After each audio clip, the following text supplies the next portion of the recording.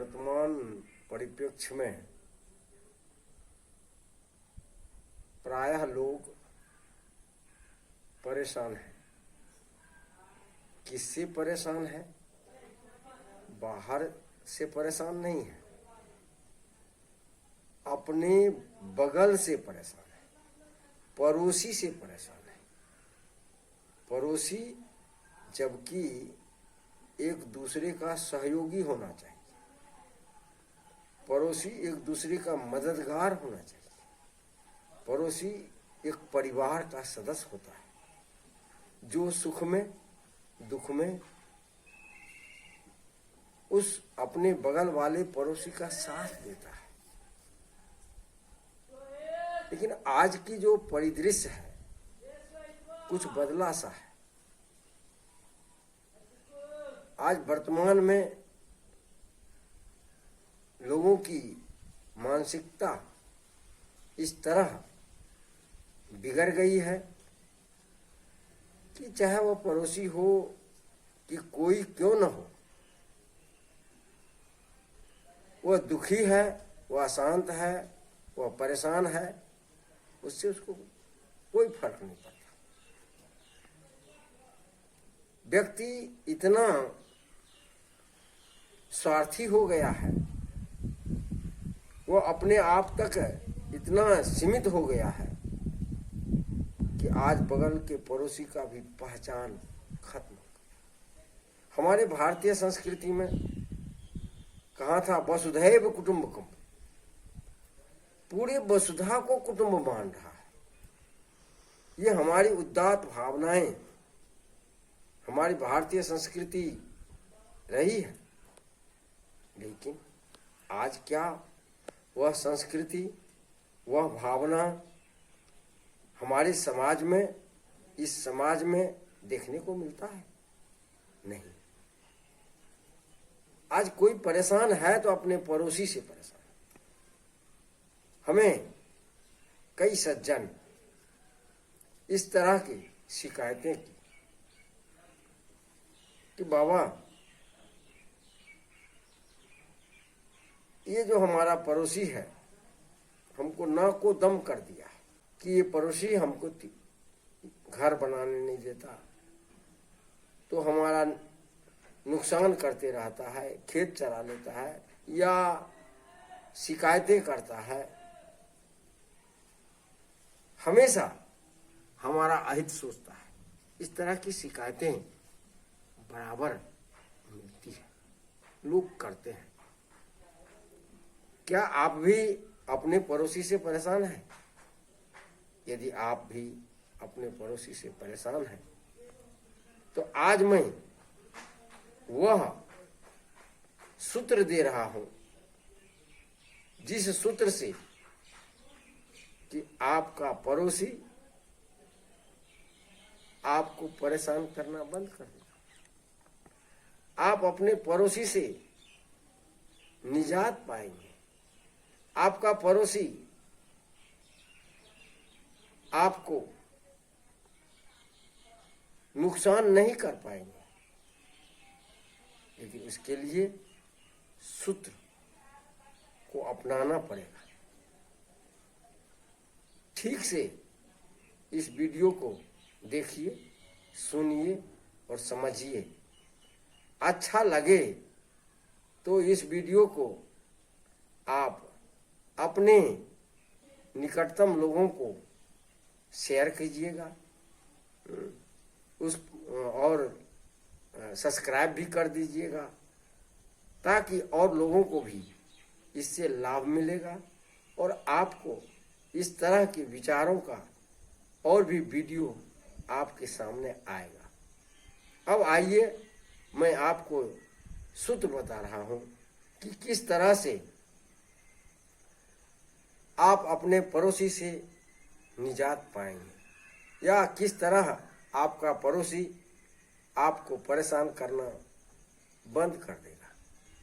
सबसे पहले पड़ोसी के, जो आपके पड़ोसी है, उस पड़ोसी के बला बल का आप पहचान करें। उसका संपर्क कहाँ है, कैसा है, किस तरह की प्रवृत्ति है, क्योंकि पड़ोसी है तो आप बहुत अच्छी तरह से जानेंगे।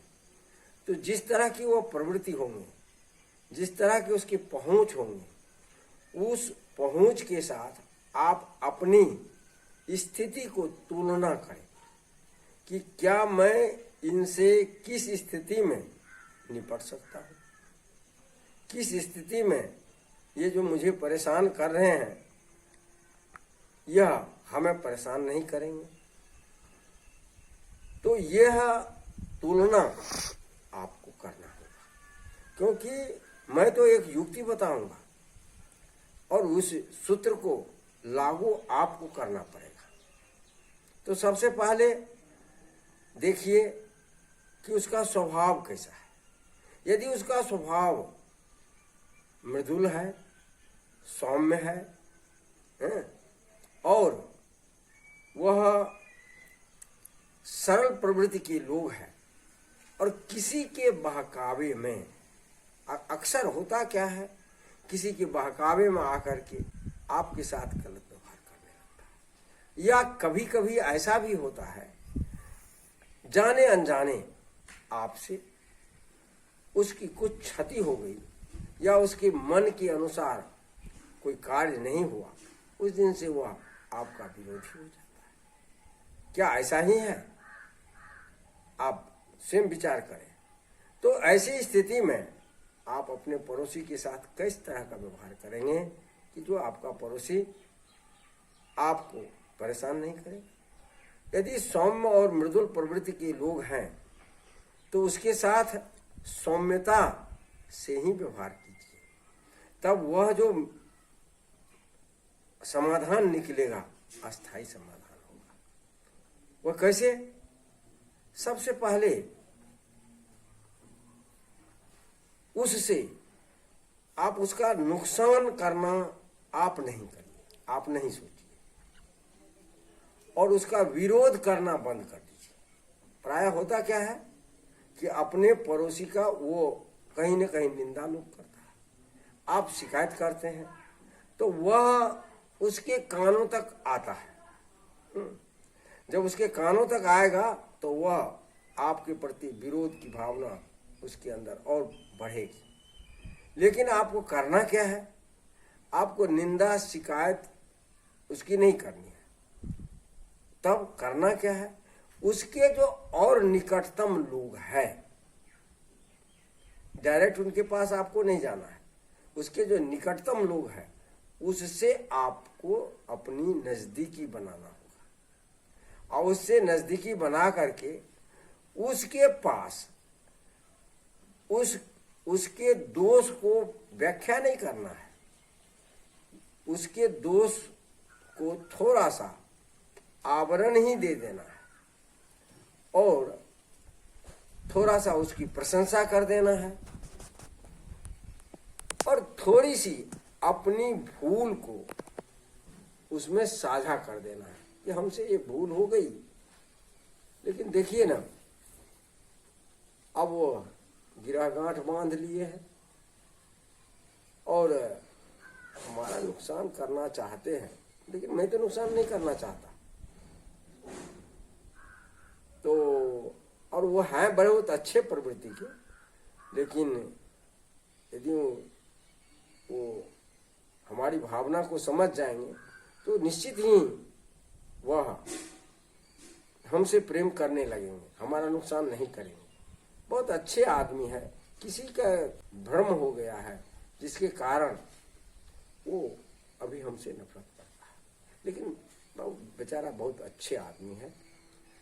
इस तरह से यदि आप उसका एक दो बार प्रशंसा करेंगे तो वह क्या होगा, वह व्यक्ति उसको बोलेगा जो आपका विरोधी है, जो आपका पड़ोसी है, तो धीरे धीरे वह उसका विरोध आपके प्रति कम होगा और फिर जब देखेंगे कि आप नॉर्मल है तो कभी प्रेम से बात भी कर लेंगे और जब धीरे धीरे बात करेंगे तो अपनी बात को अपनी भावना के अनुसार उसकी भावना को समझते हुए आप उसके पास रहते हैं। तब होगा क्या और धीरे धीरे, क्योंकि कोई भी आदमी तनाव में रहना नहीं चाहता। सब आदमी चाहता है कि हम तनाव मुक्त रहें, सुखी रहें, शांत रहें। आप जिस तरह से चाहते हैं उसी तरह से वह भी चाहता है।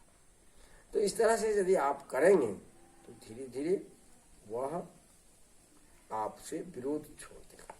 एक पॉइंट। दूसरा पॉइंट यह कि कभी कभी व्यक्ति क्या करता है कि अहंकार के कारण हम आपको दिखा देंगे, हम आपको कम कर बता देंगे, नष्ट कर देंगे, उजाड़ देंगे, इस तरह की धमकियां देते हैं।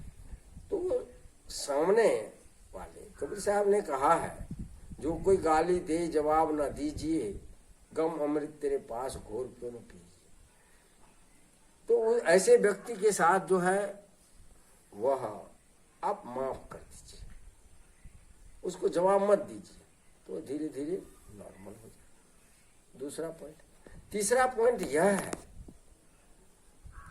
कि आप जिस समाज में आप रह रहे हैं उसी समाज में वह भी रह रहा है, तो अपने प्रेम भावनाओं को अपने आपके समाज के लोग हैं उससे आप जब नजदीकियां बढ़ाएंगे तो कई लोग जो आपके नजदीकी हो जाएंगे जो उसके भी नजदीकी है, तो धीरे धीरे परस्पर दोनों में प्रेम हो जाएगा और ये बातें खत्म हो जाएगी। दूसरी बात, कभी कभी ऐसा होता है कि लोग पूर्वाग्रह से ग्रसित होकर के, और कहावत है भय बिनु होय न प्रीत, तो जब देखें कि हम ऐसी नहीं है तो उसको भय दिखा करना नहीं है, उसका नुकसान करना नहीं है, लेकिन यदि उससे हो तो वह